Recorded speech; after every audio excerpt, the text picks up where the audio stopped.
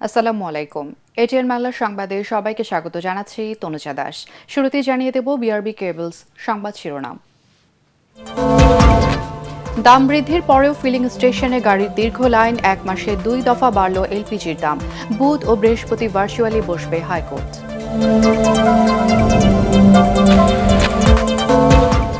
বিশ্ববাজারের সাথে সমন্বয় করতেই তেলের দাম বৃদ্ধি জ্বালানি মন্ত্রী। ভর্তুকি কমাতে এই সিদ্ধান্ত অর্থমন্ত্রী। উৎপাদনে নেতিবাচক প্রভাবের আশঙ্কা অর্থনীতিবিদদের। জ্বালানির মূল্য বৃদ্ধি মরার উপর খাড়ার ঘা, ফেসবুক পোস্টে বিরোধী দলীয় নেতা। জনস্বার্থের সিদ্ধান্ত পুনর্বিবেচনার দাবি মিয়া গোলাম পরওয়ারের।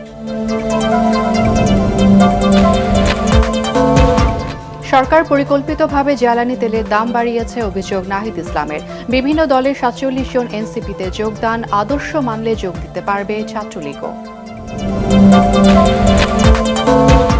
দায়িত্ব নেওয়ার পর কাল প্রথম বগুড়া যাচ্ছেন প্রধানমন্ত্রী। সিটি কর্পোরেশনের ফলক উন্মোচন সহ উদ্বোধন করবেন বিভিন্ন প্রকল্প। জেলা জুড়ে উৎসবের আমেজ।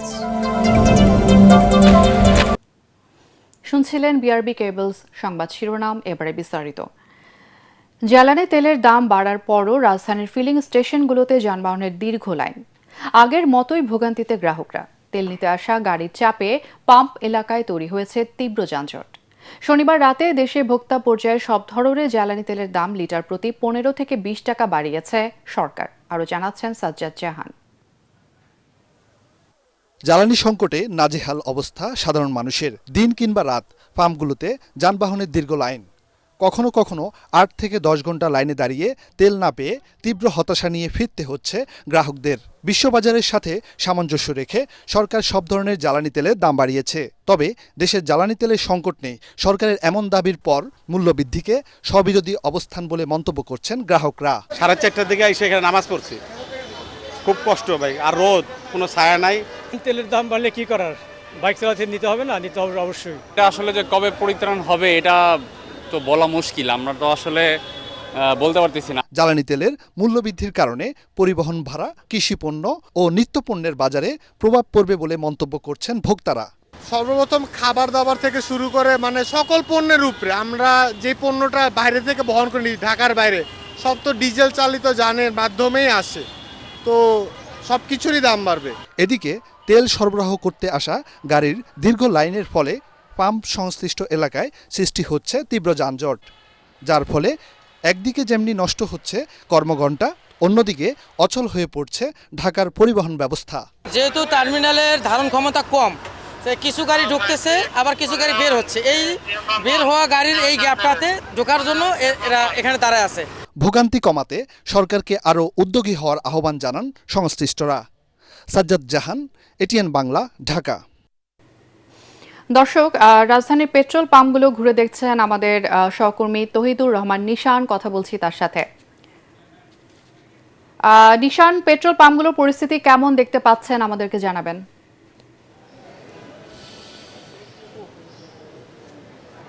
বিশ্ববাজারের সাথে সমন্বয় রেখে বাংলাদেশেও বাড়ানো হয়েছে তেলের দাম। সেই অনুযায়ী অকটেন বিক্রি হচ্ছে আজকে 140 টাকায় এবং পেট্রোল বিক্রি হচ্ছে 135 টাকায়। তো এই তেলের দাম বাড়ানোর পর যেমনটি ধারণা করা হচ্ছিল যে তেলের দাম বাড়ার পর হয়তো কিছুটা কমতে পারে তেলের জন্য অপেক্ষমান মানুষদের সারি, কিন্তু আমি এখন যেই পাম্পটিতে আছি সেখানে দাঁড়িয়ে দেখতে পাচ্ছি এই চিত্র আসলে তেমনটা পরিলক্ষিত হচ্ছে না। কারণ এখানে সকাল থেকে মানুষজন অপেক্ষায় আছেন তেল নেওয়ার জন্য এবং এই পেট্রোল পাম্পটিতে এখনও সন্ধ্যা 6টা বাজে, এখনও তেলের ডিপো থেকে যে তেলের গাড়িটি আসার কথা ছিল সেটি এখনও এসে পৌঁছায়নি।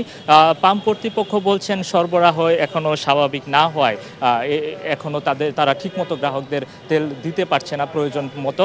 এখানে অপেক্ষমান একজন গ্রাহককে যদি আমি জিজ্ঞেস করি এই বিশ্ববাজারের সাথে সামঞ্জস্য রেখে বাংলাদেশে এই তেলের দাম বাড়ানোর বিষয়টি কিভাবে দেখছেন আর কীরকম ভোগান্তি পাচ্ছেন?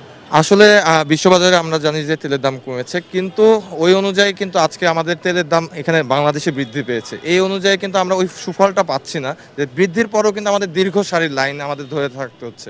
এর মধ্যেও কোনো জায়গায় আপনার তেল একদম নির্দিষ্ট পরিমাণে আসছে, যেটা আগে বেশি আসতো সে জিনিসটা আর আসছে না। মনে করেন কোথাও 13,500 লিটার আসছে, সেখানে আসতে যায় এখন 8,000 লিটার। এটা তো আসলে নাইনসাফি হচ্ছে। আমাদের একদিক দিয়ে টাকাও যাচ্ছে, আমাদের সময় যাচ্ছে, সময়ের সাথে কিন্তু আমাদের কর্মঘণ্টাগুলোও নষ্ট হচ্ছে। এটা আমাদেরকে অবশ্যই, তো এটা আমাদের গভর্নমেন্টকে এবং ঊর্ধ্বতন কর্মকর্তাদেরকে অবশ্যই এটা নিয়ে ভাবতে হবে। ধন্যবাদ। তনুজা, যেমনটি শুনছিলেন, একজন গ্রাহক বলছিলেন তিনি দীর্ঘ সময় অপেক্ষা করে তাদের কর্মঘণ্টা নষ্ট হচ্ছেন, তাদের সময় নষ্ট হচ্ছেন এই তেলের জন্য। যেহেতু দাম বাড়ার পর যেই আশাটি করা হচ্ছিল যে এখানে হয়তো তেলের লাইন কিছুটা কমবে, গ্রাহকদের ভোগান্তি কিছুটা কমবে, তার সাথে সেই বিষয়টি আসলে এই তেলের পাম্পগুলোতে পরিলক্ষিত হচ্ছে না। তো তনুজা, রাজধানীর একটি ফিলিং স্টেশন থেকে এটি ছিল আমার কাছ থেকে জানানো সবশেষ খবর। নিশান, আপনাকে ধন্যবাদ। এপ্রিল মাসেই দ্বিতীয় দফা বাড়ল তরলীকৃত পেট্রোলিয়াম গ্যাস এলপিজির দাম। ভোক্তা পর্যায়ে 12 কেজি সিলিন্ডারের দাম 1728 টাকা থেকে 212 টাকা বাড়িয়ে 1940 টাকা নির্ধারণ করেছে Bangladesh energy regulatory commission BERC. সন্ধ্যা থেকে নতুন এই দাম কার্যকর করা হয়েছে। আন্তর্জাতিক বাজারে দাম বৃদ্ধি ও আমদানি খরচ বেড়ে যাওয়ায় স্থানীয় বাজারে এই মূল্য সমন্বয় করা হয়েছে বলে জানিয়েছে বিইআরসি।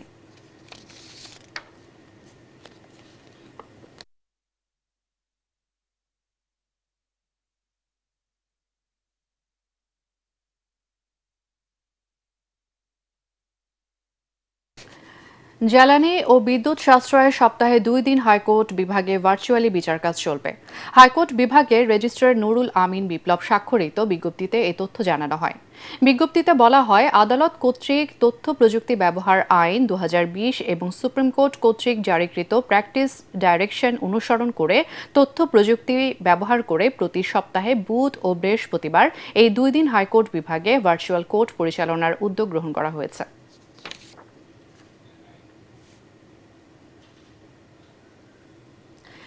বিশ্ববাজারের সাথে সমন্বয় করতে বাধ্য হয়ে সরকার জ্বালানি তেলের দাম বাড়িয়েছে বলে জানিয়েছেন জ্বালানি মন্ত্রী। তিনি স্বীকার করেন, মোটা অঙ্কের ভর্তুকি দেয়া কঠিন হয়ে পড়েছিল।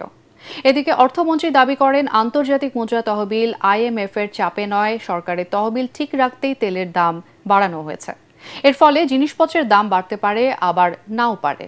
সচিবালয়ে এসব কথা বলেন দুই মন্ত্রী। রিপোর্টে জানাচ্ছেন মাহবুব কবির চপল। জ্বালানি তেলের মূল্য বৃদ্ধির কোনো পরিকল্পনা বর্তমান গণতান্ত্রিক সরকার অর্থাৎ জনগণের ভোটে নির্বাচিত সরকারের নেই। কথা রাখেনি সরকার। এপ্রিল শেষ না হতেই জ্বালানি তেলের দাম বাড়ানো হলো লিটারে 15 থেকে 20 টাকা। তবুও বদলায়নি পাম্পের সামনের চিত্র। জ্বালানি মন্ত্রী স্বীকার করেন, তেল কিনতে গিয়ে দেয়ালে পিঠ ঠেকে গেছে সরকারের, তাই দাম বাড়ানো ছাড়া উপায় ছিল না।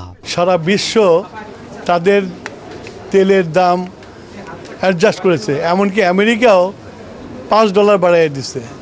তো সেইখানে আমরা বাংলাদেশে যুদ্ধ লাগার পর থেকে আমরা যে ইম্পোর্ট করে যে স্টক তৈরি করেছি, তার যে দাম পড়েছে সেই দামের থেকে নিচে আমরা এখন প্রাইস অ্যাডজাস্টমেন্ট করছি। এটা করতে বাধ্য হয়েছি আমরা, কেননা এটা বৈদেশিক মুদ্রাতে কিনতে হয় এবং সেটা যাতে কিছু বেরিয়ে আমরা যেন স্বয়নীয় লেভেলে থাকতে পারি সেই ব্যবস্থা করেছে। ভর্তুকি এখনও আছে। ইফ ইউ ওয়ান্ট অ্যাকুরেট হিসাব, তাহলে আমার মন্ত্রণালয়ে যে বসে ওখান থেকে হিসাব নিয়ে নাও। আগামী জুনে IMF এর $130 কোটি না পাওয়ার খবরের মধ্যেই বাড়ল তেলের দাম। গুঞ্জন আছে ঋণের অনিশ্চয়তায় এ সিদ্ধান্ত নিয়েছে সরকার। তবে যুক্তরাষ্ট্র থেকে ফিরে তা অস্বীকার করেন অর্থমন্ত্রী। তেলের দাম না বাড়লে সরকার দেশ চালাবেন কি করে?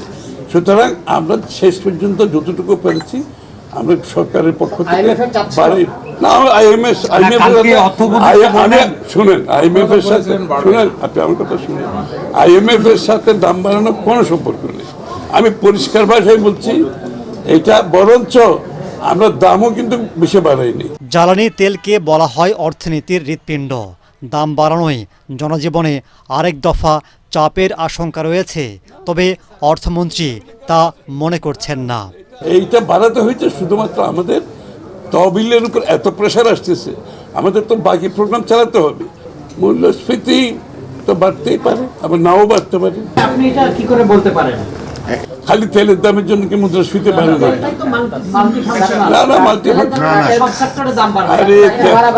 আপনি বাস্কেটের মধ্যে তেলের দাম যদি সবকিছু হিসাব করেন, ফুড সহ সবকিছু মিলে, এটা খুব একটা সামান্য। অর্থমন্ত্রী বলেন, IMF এর ঋণের বাকি $186 কোটি পেতে এখনো আলোচনা চলছে। যে শর্তগুলো নিয়ে আলোচনা হচ্ছে, এগুলো চলছে আলোচনা। মাহবুব কবির, চপল, এটিএন বাংলা, ঢাকা। জ্বালানি তেলের দাম বৃদ্ধির কারণে দেশের কৃষি, খাদ্য ও উৎপাদন খাতে নেতিবাচক প্রভাব পড়বে। সেই সাথে সরকারের প্রতি জনগণের অনাস্থা তৈরি হবে বলে মন্তব্য করেছেন জ্বালানি বিশেষজ্ঞ ও ক্যাব উপদেষ্টা শামসুল আলম। এদিকে সরকার নিরুপায় হয়েই জ্বালানি তেলের দাম বাড়িয়েছে বলে মন্তব্য করেছেন সেন্টার ফর পলিসি ডায়ালগ সিপিডির নির্বাহী পরিচালক খন্দকার গোলাম মুয়াজ্জেম। জ্বালানি নিরাপত্তা নিশ্চিতে আগামী বাজেটে বিশেষ বরাদ্দ ও বিকল্প উৎস খোঁজার পরামর্শ তার। আরও জানাচ্ছেন তরিক ইসলাম।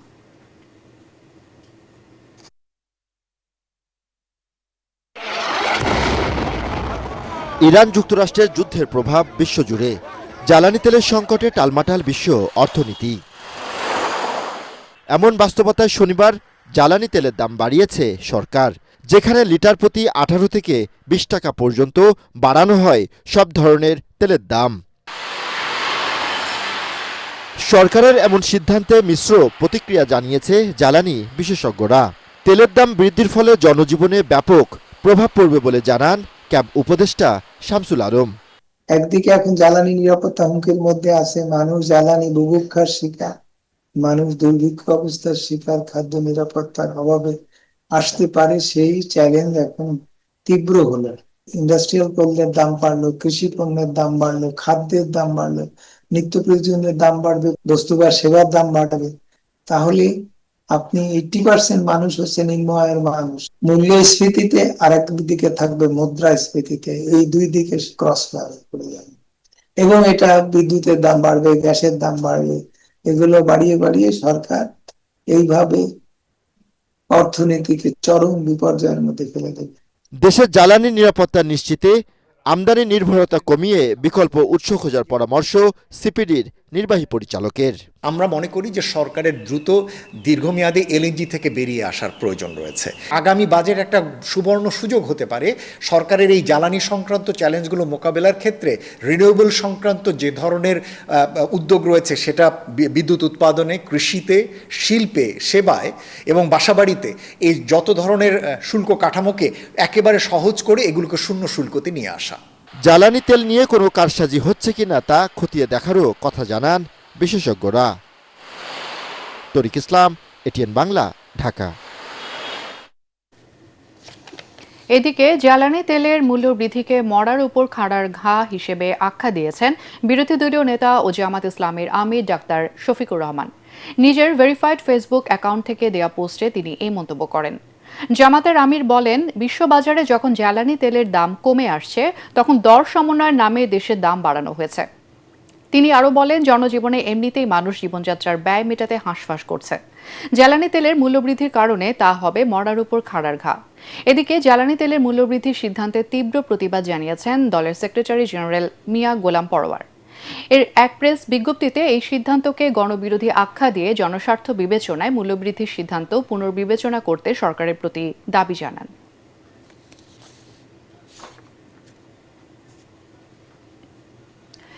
কৃত্রিম সংকট তৈরি করে সরকার পরিকল্পিতভাবে জ্বালানি তেলের দাম বাড়িয়েছে বলে অভিযোগ করেছেন জাতীয় নাগরিক পার্টি এনসিপির আহ্বায়ক নাহিদ ইসলাম। দুপুরে রাজধানীর বাংলা মোটরে সংবাদ সম্মেলনে তিনি বলেন, সরকারের মধ্যে স্বচ্ছতার অভাব রয়েছে। পুরনো কায়দায় সরকার বাক স্বাধীনতা হরণ করছে বলেও অভিযোগ করেন তিনি। এ সময় এবি পার্টি, আপ বাংলাদেশ এবং বৈষম্য বিরোধী ছাত্র আন্দোলনের 47 জন সদস্য এনসিপিতে যোগ দেন। নাহিদ বলেন, ছাত্রলীগের কেউ যদি এনসিপির আদর্শকে ধারণ করে তারাও দলে যোগ দিতে পারবেন। আরও জানাচ্ছেন Oishi Goswami প্রমা। AB party, up Bangladesh ও বৈষম্য বিরোধী ছাত্র আন্দোলনের 47 জন সদস্য যোগ দিয়েছে জাতীয় নাগরিক পার্টি এনসিপিতে। এর মধ্যে রয়েছেন আপ বাংলাদেশের আহ্বায়ক আলী আহসান জুনায়েদ ও মুখ্য সমন্বয়কারী রাফে সালমান রিফাত সহ সংগঠনের নেতাকর্মীরা। সংস্কারের প্রত্যাশা এবং যে গণ অভ্যুত্থানের আকাঙ্ক্ষা, সেই আকাঙ্ক্ষাকে বাস্তবায়ন করার জন্য একসাথে কাজ করাটা অতীব জরুরি হয়ে দাঁড়িয়েছে। দুপুরে রাজধানীর বাংলা মোটরের দলীয় কার্যালয়ে সংবাদ সম্মেলনে দলে যোগ দেওয়া সদস্যদের নাম ঘোষণা করেন এনসিপির আহ্বায়ক নাহিদ ইসলাম। বলেন, ছাত্রলীগের কেউ যদি বর্তমানে এনসিপির আদর্শকে ধারণ করে তারাও যোগ দিতে পারবেন। কার কি সাবেক পরিচয় এটা আমাদের কাছে মুখ্য নয়। কে আগে কোন রাজনৈতিক দল বা সংগঠন করে এসেছে, ছাত্র দল হোক, ছাত্র শিবির হোক, ছাত্র অধিকার পরিষদ, ইভেন কি ছাত্রলীগ হোক, কার সাবেক পরিচয় এটা আমাদের কাছে মুখ্য নয়। আজকে থেকে যখন কেউ এনসিপিতে আসবে সে এনসিপির সংগঠক, এনসিপির নেতাকর্মী হিসেবে কাজ করবে। এ সময় জ্বালানি তেলের সংকট নিয়ে সরকার শুরু থেকে নাটক করেছে বলে অভিযোগ করেন নাহিদ ইসলাম। বলেন, মানুষকে ভোগান্তিতে ফেলতে সিন্ডিকেটকে প্রশ্রয় দিয়ে তেলের দাম বাড়িয়েছে সরকার। তেলে লাইনে দাঁড়ানোর থেকে দাম বেশি হলেও সে কিনতে আগ্রহী, এরকম একটা মনস্তত্ত্ব পরিবেশ তৈরি করে তারপরে দামটা আসলে বৃদ্ধি করা হলো। পুরাটাই পরিকল্পিতভাবে করা হয়েছে, সিন্ডিকেটরা এটা করেছে এবং সরকারের প্রশ্রয়, সরকারের অংশগ্রহণ না থাকলে এটা আসলে সম্ভব হতো না। চাঁদাবাজ ও সন্ত্রাস নির্মূলে এনসিপি দেশের বিকল্প শক্তি হবে দাবি করে তরুণদেরকে দলে যোগ দেওয়ার আহ্বান জানান নাহিদ ইসলাম। ঐশী গোস্বামী প্রমা, এটিএন বাংলা, ঢাকা। জাতীয় সংসদে স্বতন্ত্র সংসদ সদস্য রুমিন ফারহানার বক্তব্য চলাকালে সরকারি দলের কিছু সদস্যের অশালীন অঙ্গভঙ্গি করার অভিযোগ এনে এর তীব্র নিন্দা জানিয়েছেন বিরোধী দলীয় নেতা ডাক্তার শফিকুর রহমান। সংসদে শালীন পরিবেশ এবং শিষ্টাচার বজায় রাখার আহ্বানও জানান তিনি। এর আগে জ্বালানি সংকট নিয়ে সরকারের তীব্র সমালোচনা করে রুমিন ফারহানা বলেন, জ্বালানি নিয়ে সরকার মিথ্যাচার করছে। আগে আমরা দেখলাম কয়েক কিলোমিটার জুড়ে মন্ত্রীরা যখন সংসদে বক্তব্য দেন তখন তারা অবলীলায় বলেন বাংলাদেশে জ্বালানির কোনো ঘাটতি নাই, কিন্তু মাননীয় স্পিকার যখন তেল নিতে যায় তখন দেখা যায় 3 কিলোমিটার লম্বা লাইন।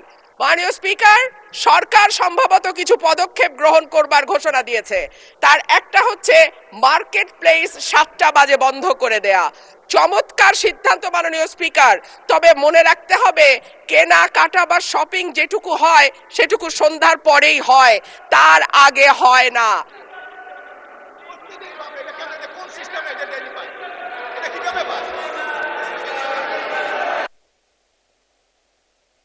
মাননীয়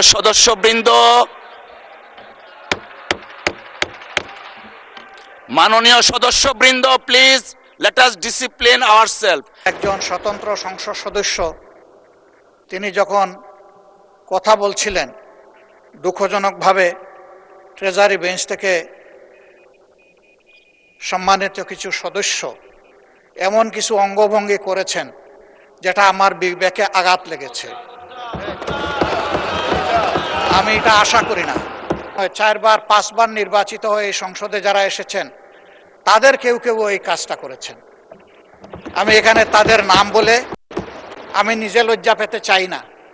আমরা প্রথম দিনই অনুরোধ করেছিলাম ভালো কিছু সংস্কৃতির চর্চা হোক এখানে। প্রধানমন্ত্রী হিসেবে দায়িত্ব নেয়ার পর আগামীকাল প্রথমবারের মতো নিজ এলাকা বগুড়া যাচ্ছেন তারেক রহমান। দিনব্যাপী সরকারি সফরে তিনি বগুড়া সিটি কর্পোরেশনের ফলক উন্মোচন সহ বিভিন্ন উন্নয়নমূলক প্রকল্পের উদ্বোধন এবং জনসভায় অংশ নেবেন। এই সফর ঘিরে তার পৈতৃক ভিটা গাবতলী সহ পুরো জেলায় বিরাজ করছে উৎসবের আমেজ। বগুড়া থেকে আজিজুল হাকিম রুমনের পাঠানো রিপোর্ট, জানাচ্ছেন মুশফিকুর রহমান। প্রধানমন্ত্রী হিসেবে প্রথমবারের মতো একদিনের সরকারি সফরে সোমবার বগুড়া যাচ্ছেন তারেক রহমান। এই সফরকে ঘিরে বগুড়ায় চলছে উৎসবের আমেজ। বগুড়ায় একাধিক গুরুত্বপূর্ণ উন্নয়ন প্রকল্পের উদ্বোধন করবেন প্রধানমন্ত্রী তারেক রহমান। এর মধ্যে রয়েছে বগুড়া পৌরসভাকে দেশের 13তম সিটি কর্পোরেশন হিসেবে ঘোষণা, স্বাস্থ্য খাতে আধুনিক সুযোগ সুবিধা সংযোজন, খাল খনন ও জলাবদ্ধতা নিরসন সহ নানা প্রকল্প। 19 বছর পর এই বাগবাড়ি এবং গাবতলীতে আসার খবর পাওয়ার পর সাধারণ মানুষ এবং দলের নেতাকর্মী সবাই উজ্জীবিত। নসিপুর ইউনিয়নের 6 নম্বর ওয়ার্ড বাগবাড়িতে এই ফ্যামিলি কার্ড দেবে, তার বাড়ির পাশেই খাল খনন হবে এবং জিয়াউর রহমান হাসপাতাল পরিদর্শন করবে। প্রধানমন্ত্রী হয়েছেন বগুড়ার সন্তান, বগুড়ার উন্নয়ন হবে, এটাই স্বাভাবিক। বিগত 15টি বছর আমরা যে বঞ্চিত ছিলাম, সেই বঞ্চিত জায়গা থেকে আমরা আমাদের সমতার জায়গায় আসতে চাই। প্রধানমন্ত্রীর এই সফর বদলে দিতে পারে এলাকার উন্নয়নের চিত্র, এমনটা মনে করছেন বগুড়াবাসী। এলাকায় একটা সাড়া পড়ে গেছে সবকিছুতে, ছেলে মেয়েরা চিন্তা করতেছে কেমনে তারা তাকে বরণ করবেন। আনন্দ, আমি তো উৎফুল্ল হয়ে গেছি যে আল্লাহ এই মাটিতে আসলে আমি দেখতে পারবো। এই 18 বছর পিছিয়ে যাওয়া বগুড়াকে তিনি এগিয়ে নিয়ে যাবেন, এটি বগুড়া মানুষের। যখনই সিটি কর্পোরেশন হবে তখন কিন্তু এর পরিধি, উন্নয়নের পরিধি অনেক গুণে বেড়ে যাবে, সর্বসেক্টরে, স্বাস্থ্য, কৃষি, শিক্ষা, যোগাযোগ ইত্যাদি। সোমবার বিকেলে প্রধানমন্ত্রী শহরের আলতাফুন্নেসা খেলার মাঠে এক জনসভায় বক্তব্য রাখবেন। ইতোমধ্যে সম্পন্ন হয়েছে সকল প্রস্তুতি। একটা আনন্দ উৎসব মুখর পরিবেশে আমাদের এই জনসভাটা অনুষ্ঠিত হবে। আমাদের জনসভার প্রস্তুতি প্রায় শেষ। তিনি বগুড়া প্রত্যন্ত অঞ্চল ঘুরে বেরিয়েছেন। বগুড়ার মানুষের কিভাবে কর্মসংস্থান করতে হবে, বগুড়ায় কিভাবে ডেভেলপমেন্ট ওয়ার্ক করতে হবে, বগুড়ায় কোনটা নেই সেটা বগুড়ায় দিতে হবে, সবই তার নলেজে রয়েছে। মুশফিক রহমান, ATN বাংলা। দর্শক, এই মুহূর্তে বগুড়ার আলতাফুন্নেসা খেলার মাঠে রয়েছেন আমাদের সহকর্মী ইয়াসিন রানা। কথা বলছি তার সাথে। রানা, প্রধানমন্ত্রীর সফর ঘিরে কেমন প্রস্তুতি দেখতে পাচ্ছেন আমাদের জানাবেন।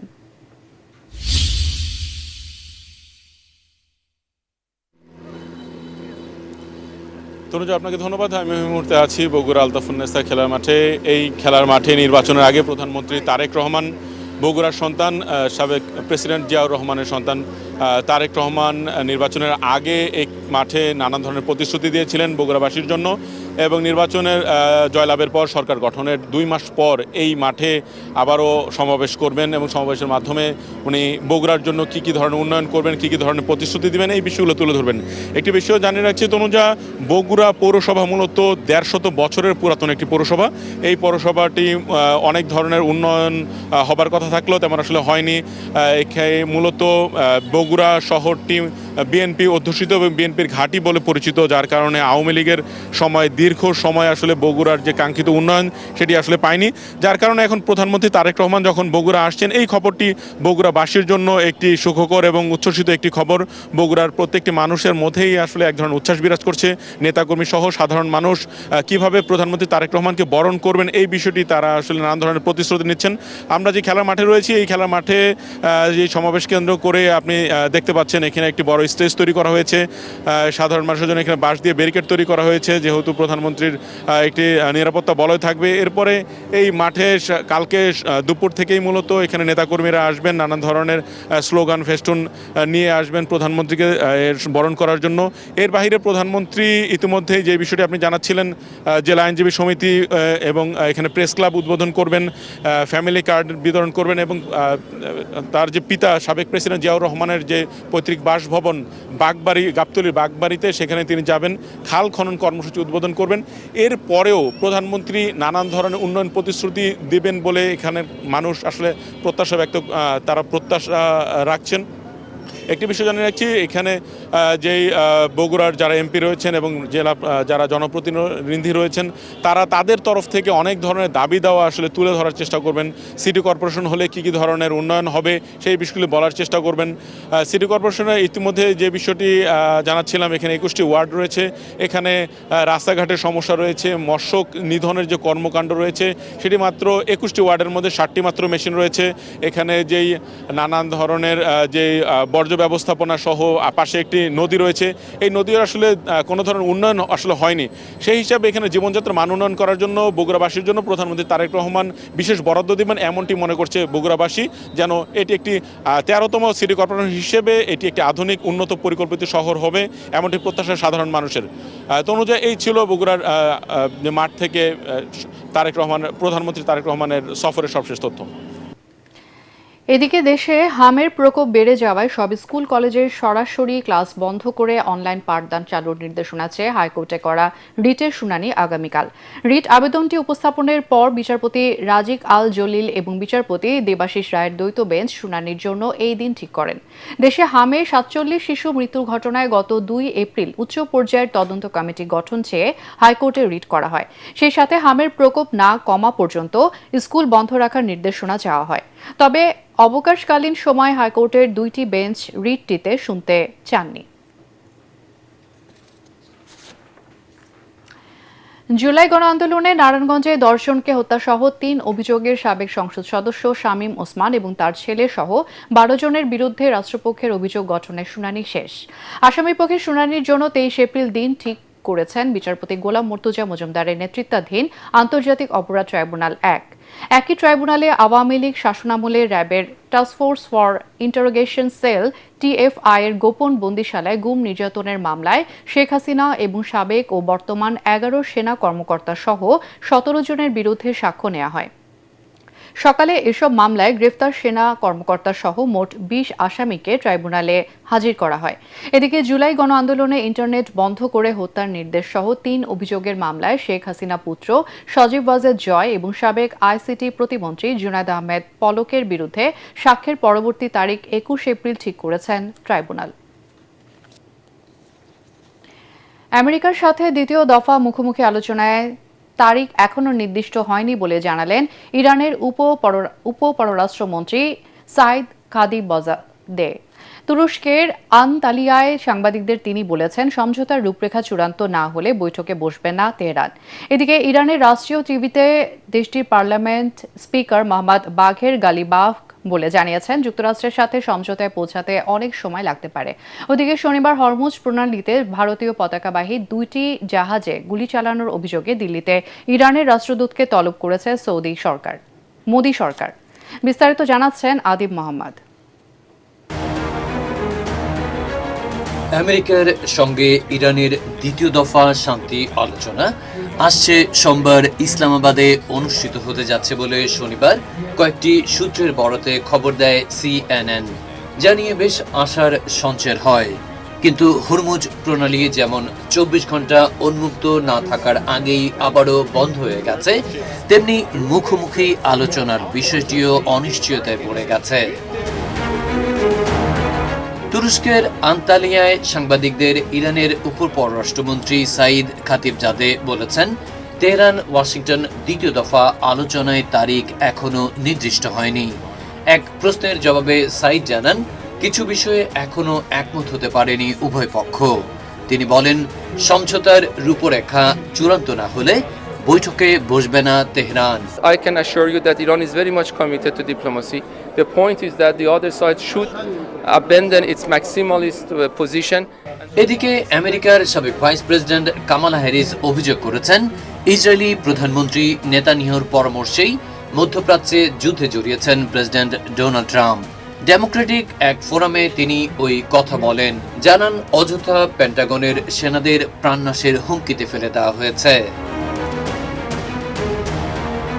ওদিকে শনিবার হরমুজ প্রণালীতে ভারতীয় পতাকাবাহী 2টি জাহাজে গুলি চালানোর অভিযোগে দিল্লিতে ইরানের রাষ্ট্রদূতকে তলব করেছে নরেন্দ্র মোদী সরকার। এই ঘটনার বিষয়ে গভীর উদ্বেগ প্রকাশ করেছে ভারত সরকার। সেই সাথে সমস্ত বাণিজ্যিক জাহাজের নিরাপদ যাতায়াত নিশ্চিতে ইরানের প্রতি আহ্বান জানিয়েছে দিল্লি। তবে IRGC জানিয়েছে, আমেরিকার যুদ্ধবিরতি লঙ্ঘনের কারণে হরমুজ প্রণালী বন্ধ থাকবে এবং যতদিন না ওয়াশিংটন নৌ অবরোধ তুলে নিচ্ছে ততদিন খুলে দেওয়া হবে না গুরুত্বপূর্ণ এই প্রণালী। আদিব মোহাম্মদ, ATN বাংলা। ঐতিহাসিক এবং সাংস্কৃতিক ঐতিহ্য সংরক্ষণে যুক্তরাষ্ট্রের সহযোগিতা জোরদারের অংশ হিসেবে বেস্ট ফিউচার জেনারেশনস বিষয়ক বিশেষ দূত চার্লস জে হার্জার এবং ডেপুটি চিফ অফ মিশন মেগান বোল্ডিন রাজধানীর লালবাগ কেল্লা পরিদর্শন করেছেন। পরে পররাষ্ট্র মন্ত্রণালয়ে যায় মার্কিন প্রতিনিধি দল। এ সময় তারা পররাষ্ট্র সচিব আসাদ আলম সিয়ামের সাথে সৌজন্য সাক্ষাৎ করেন। এ সময় আরও উপস্থিত ছিলেন ঢাকায় নিযুক্ত মার্কিন রাষ্ট্রদূত ব্রেন্ট ক্রিস্টেনসেন। 3 দিনের সফরে শনিবার ঢাকা আসেন বিশেষ দূত চার্লস জে হার্জার। কাল তারা দেশে ফেরার কথা রয়েছে। অতিরিক্ত লাভ করে ভোক্তাদের উপর চাপ সৃষ্টি না করার আহ্বান জানিয়েছেন মৎস্য ও প্রাণী সম্পদ প্রতিমন্ত্রী সুলতান সালাউদ্দিন টুকু। পাশাপাশি খামারিরা যাতে ক্ষতিগ্রস্ত না হয় সেই বিষয়ে লক্ষ্য রাখার আহ্বান জানান প্রতিমন্ত্রী। রাজধানীতে বাংলাদেশ পোল্ট্রি ইন্ডাস্ট্রিজ সেন্ট্রাল কাউন্সিলের মতবিনিময় সভায় তিনি কথা বলেন। প্রতিমন্ত্রী বলেন, ক্ষুদ্র খামারিরা বেঁচে না থাকলে বড় খামারিরা টিকে থাকতে পারবে না। তাই পরস্পর সহযোগিতার মাধ্যমে উৎপাদন করার তাগিদ দেন তিনি। এছাড়া কৃষক কার্ড দেওয়ার পাশাপাশি ক্ষুদ্র ও বৃহত্তর খামারিদের সর্বাত্মক সহযোগিতা করার আশ্বাস দেন প্রাণী সম্পদ প্রতিমন্ত্রী। প্রত্যেক খামারে কিন্তু কৃষক কার্ডের আওতায় পড়বে না, কাজেই এগ্রিকালচার সেক্টর যে সুবিধা পাবে আপনারাও কিন্তু সেই সুবিধার আওতায় পড়ে যাচ্ছে। ক্ষুদ্র খামারিরা আর ক্রেডিটে আপনাদের কাছ থেকে এইগুলি পাচ্ছেন আর কি। ক্ষুদ্র খামারিদেরকেও কিন্তু আপনাদেরকে বাঁচিয়ে রাখতে হবে। ক্ষুদ্র খামারিরা যদি বেঁচে না থাকে তাহলে কিন্তু উপরের খামারিরাও একসময় বেঁচে থাকবে না। অতিরিক্ত যাতে প্রফিট কেউ না করে ভোক্তার উপরে যাতে অতিরিক্ত চাপ না পড়ে সেই বিষয়টি কিন্তু আপনাদের সকলেরই বিবেচনা করতে হবে। এবার অর্থ সংবাদ।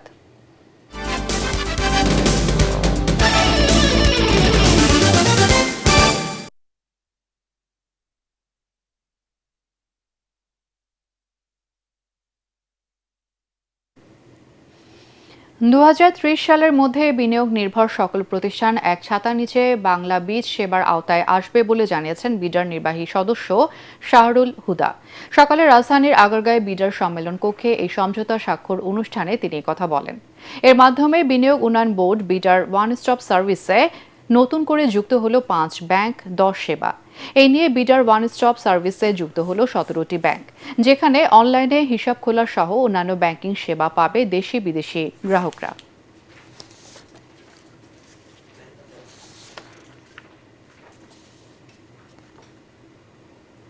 আন্তর্জাতিক সংবাদ।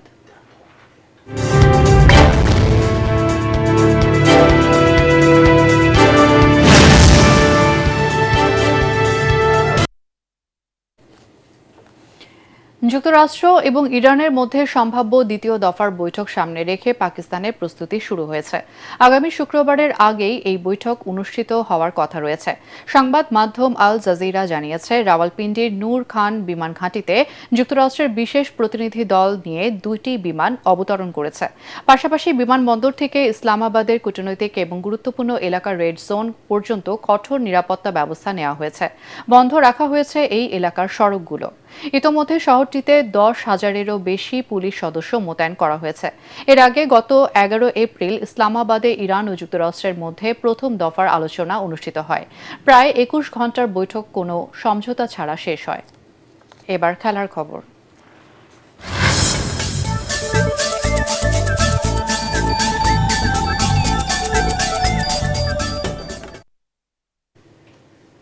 এবার Dutch Bangla Bank powered by Rocket co-sponsor Rocket Pay Bangladesh New Zealand series প্রসঙ্গ। নিউজিল্যান্ডের কাছে প্রথম ওয়ানডে ম্যাচে পরাজয়ের কারণে ব্যাকফুটে এখন বাংলাদেশ ক্রিকেট দল। সিরিজে টিকে থাকতে হলে দ্বিতীয় ওয়ানডেতে জিততেই হবে টাইগারদের।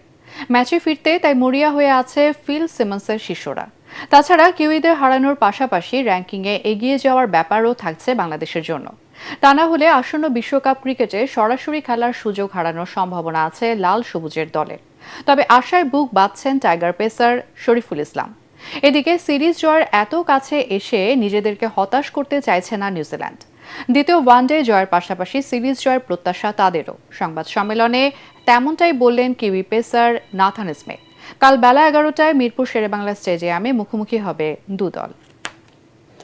ক্রিকেট খেলা এরকম আসেই যে এক ইউনিট ভালো করে এক ইউনিট একটু ফেল করে। সো এটা নিয়ে আমরা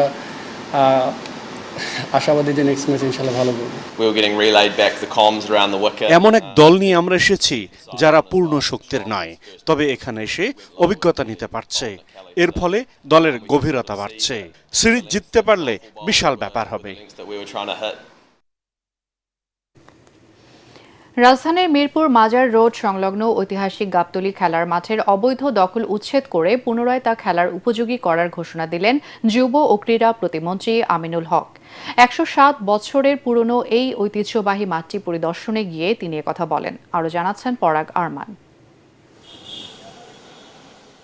আজ থেকে 107 বছর আগে মরহুম মুন্সি লাল মিয়া মিরপুর সিদ্ধান্ত হাই স্কুলের নামে 1.7 একর আয়তনের এই মাঠটি ওয়াকফ করে দেন।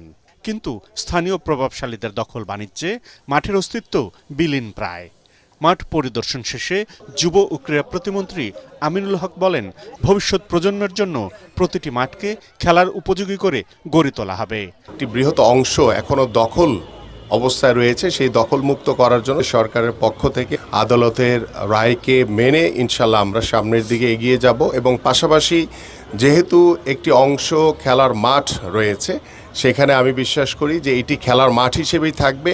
এ সময় ঢাকা উত্তর সিটি কর্পোরেশনের প্রশাসক শফিকুল ইসলাম খান মিল্টন হুঁশিয়ারি উচ্চারণ করে বলেন, সিটি কর্পোরেশনের আওতায় যত অবৈধ স্থাপনা আছে সব উচ্ছেদ করা হবে। তারা অবৈধভাবে স্থাপনা তৈরি করে তাদের ব্যবসা প্রতিষ্ঠান করেছে, আমরা সরজমিনে দেখেছি। এবং কোর্টের একটা মনে হয় একটা কি রায়ের মতো আছে, করতো জনগণের জন্য। আইন আদালতের প্রক্রিয়ার মধ্য দিয়েই অবৈধ স্থাপনাগুলো উচ্ছেদ করা হবে। বীরপুর সিদ্ধান্ত হাই স্কুলের শিক্ষক এবং স্থানীয় বাসিন্দারা জানান, বিগত সরকারের আমলে রাজনৈতিক মদদে মাঠ দখল করে অবৈধ ভবন ও দোকানপাট নির্মাণ করে ব্যবসা পরিচালনা করে যাচ্ছেন প্রভাবশালীরা। অবশ্যই বিশ্বাস করি এই মাঠটি অবমুক্ত হবে এবং দখলমুক্ত হবে। নিজেরা অন্য দাগেরটা এখানে ঢুকাই দিছে, দিয়া মামলাটা এই 371 নম্বর নিয়ে গেছে গা।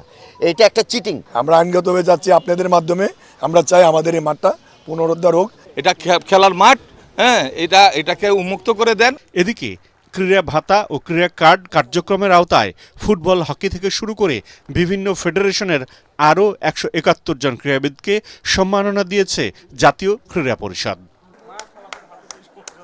পরাগ মান, এটিএন বাংলা, ঢাকা। বসুন্ধরা স্পোর্টস সিটির জুলকান ইনডোর অ্যারেনায় জমকালো আয়োজনে অনুষ্ঠিত হল আন্তর্জাতিক ফাইট নাইট আসর জুলকান ফাইটিং চ্যাম্পিয়নশিপ এক টেকওভার। তানভীর বসুন্ধরা গ্রুপের আয়োজনে এই মেগা ইভেন্টে গ্রুপ বক্সিং, MMA এবং মুয়াই থাই সহ 3টি ডিসিপ্লিনে দেশ বিদেশের শীর্ষ ফাইটাররা অংশ নেন। এই মেগা ইভেন্টের উদ্বোধন করেন তানভীর বসুন্ধরা গ্রুপের ব্যবস্থাপনা পরিচালক আহমেদ ইব্রাহিম সোবহান। খেলা উপভোগ করেন সাফওয়ান বসুন্ধরা গ্লোবালের chairman Safwan Sobhan, vice chairman Yasha Sobhan এবং তানভীর বসুন্ধরা গ্রুপের ভাইস চেয়ারম্যান এমিল আহমেদ সোবহান। এতে মোট 12টি বাউটে 24 জন ফাইটার অংশ নেন। বিশেষ করে নারীদের বক্সিংয়ে সঞ্জিদা জান্নাতের জয় দর্শকদের আলাদা করে আনন্দ দিয়েছে।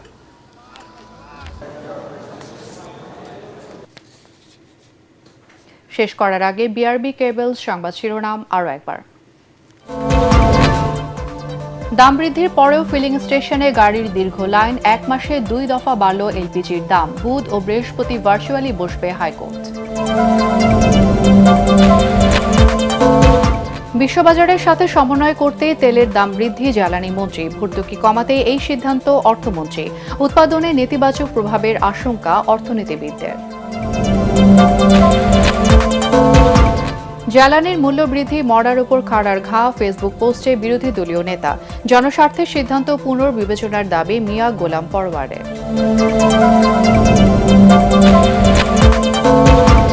সরকার পরিকল্পিতভাবে জ্বালানি তেলের দাম বাড়িয়েছে অভিযোগ নাহিদ ইসলামের। বিভিন্ন দলের 47 জন এনসিপিতে যোগদান, আদর্শ মানলে যোগ দিতে পারবে ছাত্রলীগও। দায়িত্ব নেওয়ার পর কাল প্রথম বগুড়া যাচ্ছেন প্রধানমন্ত্রী। সিটি কর্পোরেশনের ফলক উন্মোচন সহ উদ্বোধন করবেন বিভিন্ন প্রকল্প। জেলা জুড়ে উৎসবের আমেজ। আর এই ছিল এখনকার সংবাদ। আমাদের এটিএন বাংলা সংবাদ ইউটিউবে দেখতে ব্রাউজ করুন youtube/ATN Bangla News।